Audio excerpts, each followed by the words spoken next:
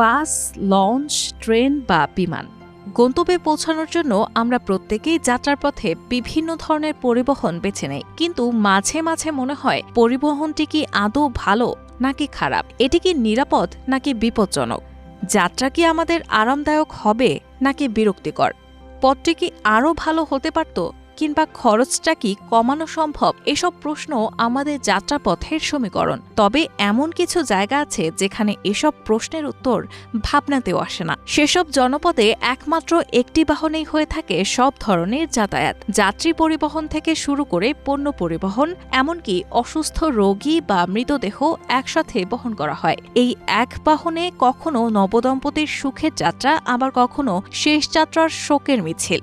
এই যাতায়াতের পথ যেন এক জীবনযাত্রার প্রতিচ্ছবি, যেখানে বহমান বাস্তবতা অটুট থাকে। দ্বীপ জেলা ভোলার চরফ্যাশন উপজেলাধীন ছোট্ট দ্বীপ ইউনিয়ন ঢালচরের কথা বলছি, যা বঙ্গোপসাগরের মোহনায় বিস্তৃত। ১৯ নং ঢালচর ইউনিয়নটি মূল ভূখণ্ড দক্ষিণ আইচা কচ্ছপিয়া থেকে প্রায় ৩০ কিলোমিটার দক্ষিণে অবস্থিত। দ্বীপের দক্ষিণে বিস্তৃত বঙ্গোপসাগর, আর ৩ দিকের সীমানা মেঘনা ও বুড়া গৌরাঙ্গ নদী দিয়ে ঘেরা। এখানকার মানুষের সাথে মূল উপজেলার যোগাযোগের একমাত্র পথ জলপথ। তবে এই জলপথের জলযাত্রা এবং ব্যবহৃত জলযানটি খুবই বিশেষ, যা যাত্রার ধরনকে এক ভিন্ন মাত্রা দেয়। একান্তভাবে এই জলযানটি যতটা গুরুত্বপূর্ণ ততটাই বৈচিত্র্যময়, আর তা নিয়েই আজকের প্রতিবেদন।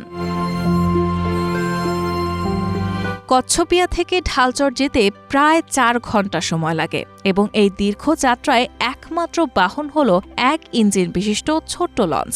একতলা ছোট্ট লঞ্চটির গাদাগাদি ঠাসাঠাসি যাত্রায় ভোগান্তিতে দ্বীপবাসীরা। ঢালচর থেকে সকাল ৮টায় লঞ্চটি কচ্ছপিয়া উদ্দেশ্যে ছেড়ে যায় এবং দুপুর ১২টায় কচ্ছপিয়া ঘাটে পৌঁছায়।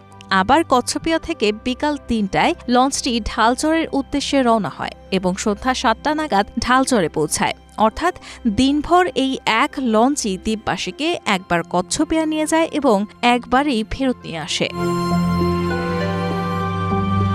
এছাড়া ঢালচর থেকে যে কোনো সময় মূল ভূখণ্ডে যাওয়ার সুযোগ নেই। যারা কচ্ছপিয়ায় দুপুর 12টায় পৌঁছান তারা ৩টার মধ্যে ফিরে আসতে পারেন না। তাদের অবশ্যই পরের দিন আবার লঞ্চের অপেক্ষায় থাকতে হয়।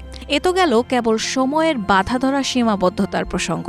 এই সময়ের সীমাবদ্ধতা ছাড়াও যাত্রাপথেও অনেক ভোগান্তি থাকে। ছোট লঞ্চটিতে বসার জায়গা পাওয়াই দুষ্কর, আর রোদে গা ঝলসানো মুহূর্তে যাত্রীরা শুকানি অর্থাৎ লঞ্চ চালকের ব্রিজে বসে থাকার চেষ্টা করেন, কিন্তু শুকানি ব্রিজটি এতই ছোট যে কেবল ২ জন যাত্রী সেখানে বসতে পারেন, আর কিছুটা জায়গা থাকে পর্দানসীন নারীদের জন্য।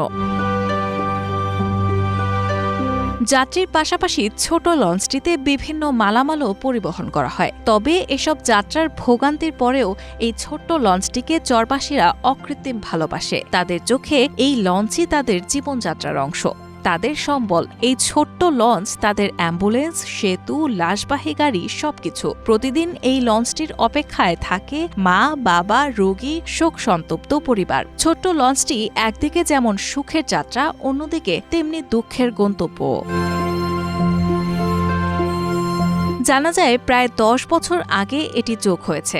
এর আগে ট্রলার চলত, তবে এখন ছোট্ট এই লঞ্চের জন্য আরও বড় লঞ্চের প্রয়োজনীয়তা অনুভব হয়। বর্ষায় তো ভয় নিয়ে এই লঞ্চ পাড়ি দেয়, কিন্তু তারপরেও একটাই পথ, একটাই বাহন। যত খারাপ আবহাওয়াই হোক, চরবাসীর ঘরে ফেরার একমাত্র উপায় হলো এই লঞ্চ। এসব তথ্য উঠে আসে বাংলাদেশের সংবাদ মাধ্যম জাগো নিউজ 24 এর একটি প্রতিবেদনে। দ্বীপবাসীর জন্য এই লঞ্চ যেন পুরনো বন্ধুত্বের মতো, এক ধরনের আবেগের সাথে জড়িয়ে আছে তাদের জীবনে। রায়হানা মুন, প্রবাস খবর।